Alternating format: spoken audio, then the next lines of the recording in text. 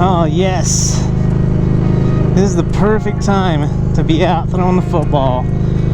It is fall here in Northern California, and it's a gorgeous mid-60s day. If you're watching this video, it might not be that time of year, but that's where we are right now at this moment in time. What is up, T.O.Gs?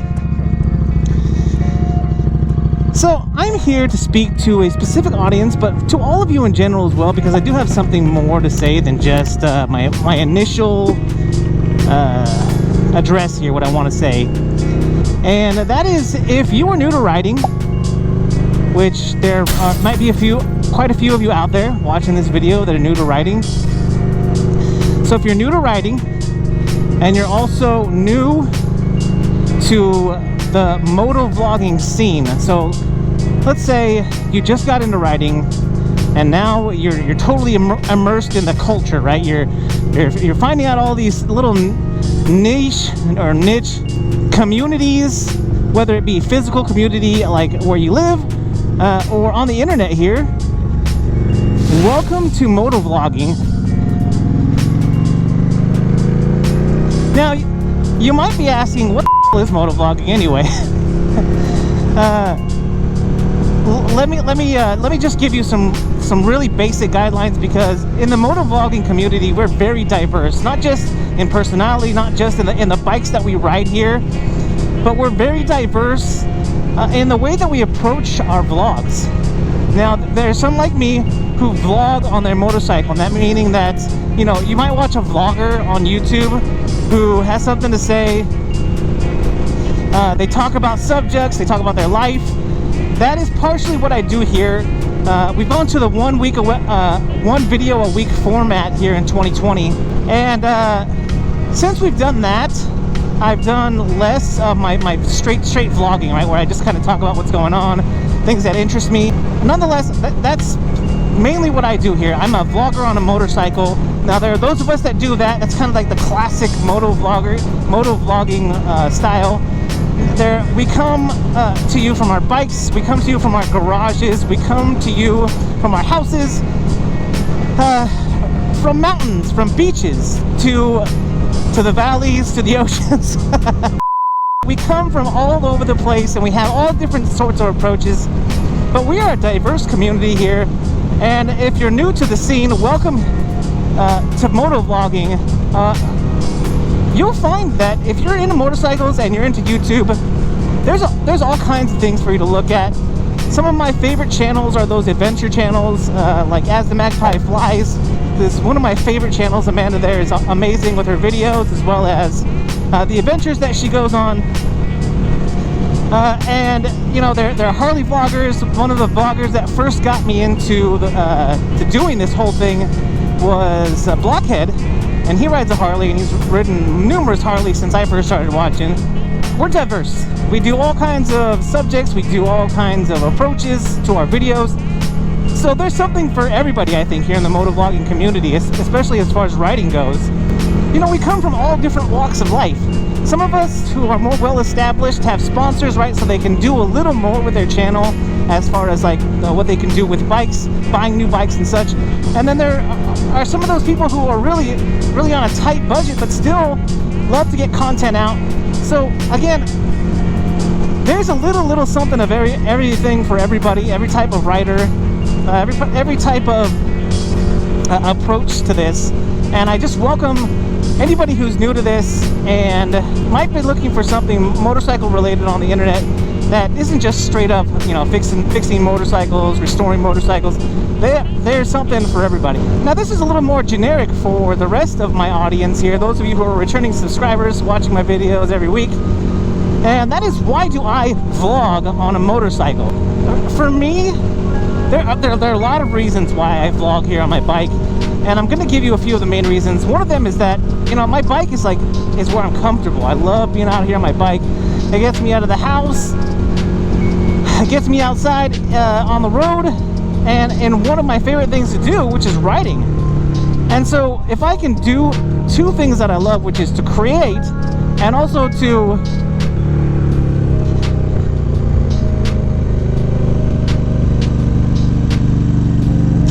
concentrate on this turn here.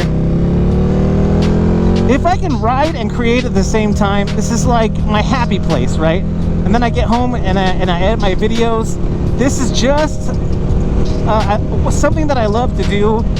And so I not only get on my bike and talk about motorcycles, I talk about my life, I talk about what's going on. Because, you know, when it comes down to it, as motovloggers, you know, we spend a lot of time on our bikes. As people who love motorcycles, we spend a lot of time here on our rides. And that's great, but there are people behind these motorcycles and these channels. And so for me, being able to vlog on my motorcycle and tell you a little bit about myself, tell you a little bit about what's going on with me, it gives me an avenue not only to create and to share my life with those of you who are interested, but it also gives you a little bit of a different perspective as far as motovlogs go. Because a lot of, and this is not, absolutely not to knock on anybody else's channel or anyone else's approach, because I think the more diverse that we are here, the better it is for the motovlogging community as a whole. I absolutely believe that. So this isn't to knock on people, but when I tell you about what's going on with me, when I tell you what's going on as far as what I'm thinking about, and when we were in the format of more than one video a week, it was a little easier to do that because I had a little more freedom with the content that I put out. And sure, when I share something with you guys that's not motorcycle related, does it mess up the algorithm, right? Does it make it so not as many, my channel might not grow as quickly as it would if I was just straight up sharing motorcycle content exclusively? No, absolutely it does that. But I'm willing to take that hit and to do things my way. That was another reason that I got into motovlogging, was because I'm a creator. I love to create. And so I'm gonna concentrate here on getting on the freeway for a second.